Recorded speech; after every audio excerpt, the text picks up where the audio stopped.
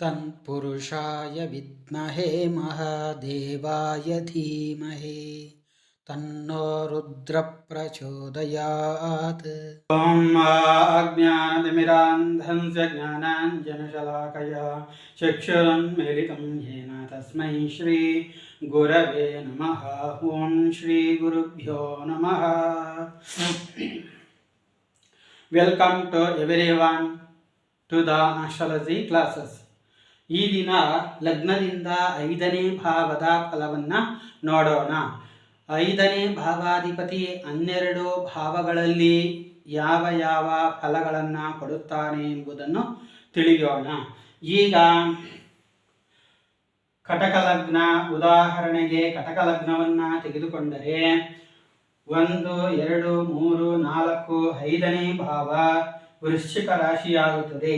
ಈ ವೃಶ್ಚಿಕ ರಾಶಿಯಲ್ಲಿ ಮೊದಲು ನಾವು ರಾಶಿಯ ಬಗ್ಗೆ ತಿಳಿದುಕೊಳ್ಳಬೇಕು. ಈ ರಾಶಿ ಕಂದು ಬಣ್ಣವನ್ನು ರೆಪ್ರೆಸೆಂಟೇಟಿವ್ ಮಾಡುತ್ತದೆ, ಚಿಕ್ಕ ಶರೀರವನ್ನು ರೆಪ್ರೆಸೆಂಟೇಟಿವ್ ಮಾಡುತ್ತದೆ, ಬಿಲಗಳಲ್ಲಿ ವಾಸ ಮಾಡುವುದು ಅಥವಾ ಗಲ್ಲಿಗಳಲ್ಲಿ ವಾಸ ಮಾಡುವುದನ್ನು ತಿಳಿಸುತ್ತದೆ, ಉತ್ತರ ದಿಕ್ಕನ್ನು ಸೂಚಿಸುತ್ತದೆ.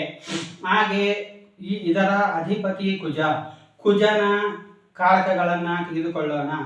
ಉಗ್ರ ಸ್ವಭಾವದವನಾಗಿರುತ್ತಾನೆ, ಸದಾ ಯೌವನಯುಕ್ತನಾಗಿರುತ್ತಾನೆ, ದಾನಶೀಲನಾಗಿರುತ್ತಾನೆ, ಪಿತ್ತ ಗುಣ ಜಾಸ್ತಿ ಇರುತ್ತದೆ, ದೇಹದ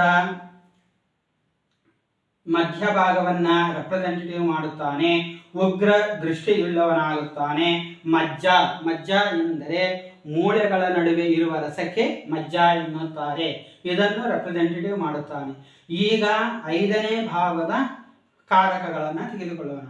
5ನೇ ಭಾವದ ಕಾರಕಗಳು ವಿನಯವನ್ನು ಸೂಚಿಸುತ್ತದೆ, ಪ್ರಬಂಧವನ್ನು ಬರೆಯುವುದನ್ನು ಸೂಚಿಸುತ್ತದೆ, ವಿದ್ಯೆ, ನೀತಿ, ಬುದ್ಧಿ, ಸಂಧಾನ, ಗರ್ಭ, ಸಂತಾನ, ಧಾರಣ, ಹಲವು ಕಾರ್ಯ ಪ್ರವೃತ್ತಿಗಳನ್ನು ಸೂಚಿಸುತ್ತಾನೆ, ಕ್ರೀಡಾವನ್ನು ಸೂಚಿಸುತ್ತಾನೆ.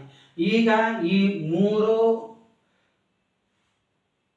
ಕಾರಕತ್ವಗಳನ್ನು ಈ ವೃಶ್ಚಿಕ ರಾಶಿಗೆ ನಾವು ಅನ್ವಯಿಸಿಕೊಳ್ಳಬೇಕು. ಹಾಗೆ ಲಗ್ನದಿಂದ 1ನೇ ಭಾವದಲ್ಲಿ 5ನೇ ಮನೆಯ ಅಧಿಪತಿ ಇದ್ದರೆ ವಿದ್ವಾಂಸನಾಗಿರುತ್ತಾನೆ, ಪುತ್ರರು ಇರುವಂತವನಾಗಿರುತ್ತಾನೆ, ಕುಟುಂಬ ಕುಂಟು ಬುದ್ಧಿ ಇರುತ್ತದೆ.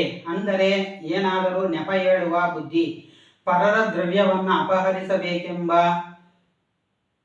ಆಸೆ ಇರುತ್ತದೆ, ವೇದಶಾಸ್ತ್ರ ತಿಳಿದವನಾಗಿರುತ್ತಾನೆ, ಪ್ರಸಿದ್ಧ ವ್ಯಕ್ತಿಯಾಗಿರುತ್ತಾನೆ. ಹಾಗೆ